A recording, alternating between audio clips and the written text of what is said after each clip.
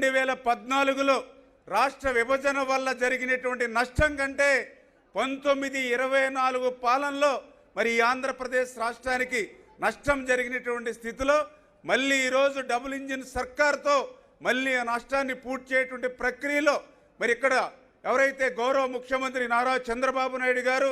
గౌరవ ఉప ముఖ్యమంత్రి పవన్ కళ్యాణ్ గారు, మరి వీళ్ళిద్దరికీ కూడా మన ప్రీతమ ప్రధాని నరేంద్ర మోడీ గారు ఆశీస్సులతో మళ్ళీ ఈరోజు ఆంధ్రప్రదేశ్ రాష్ట్ర ఆర్థిక వ్యవస్థను కూడా మళ్ళీ పట్టాలెక్కిస్తూ,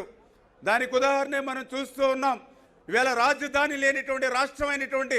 ఆంధ్రప్రదేశ్ రాష్ట్రానికి మళ్ళీ ఒక అమరావతి రాజధాని నిర్మాణం చేసుకోవడంలో కేంద్రం అందించేటువంటి సాయం కానీ, అదేవిధంగా పోలవరం మనందరికీ తెలుసు. పోలవరం అంటే ఒక వరం, మరి ఒక జీవనాడి ఆంధ్రప్రదేశ్ రాష్ట్రానికి. భవిష్యత్తులో ఆంధ్రప్రదేశ్ రాష్ట్రం ఒక కరువు రహిత రాష్ట్రంగా మారాలనంటే అది పోలవరం పూర్తవుతూనే సాధ్యమవుతుంది. అటువంటి పోలవరం ప్రాజెక్టు గత 5 సంవత్సరాల పాలనలో ప్రశ్నార్థకం అయిపోయినటువంటి దశలో మళ్ళీ ఈరోజు ప్రీతమ నరేంద్ర మోడీ గారు, అదేవిధంగా నిర్మలా సీతారామన్ గారు ఇచ్చేటువంటి సహకారంతో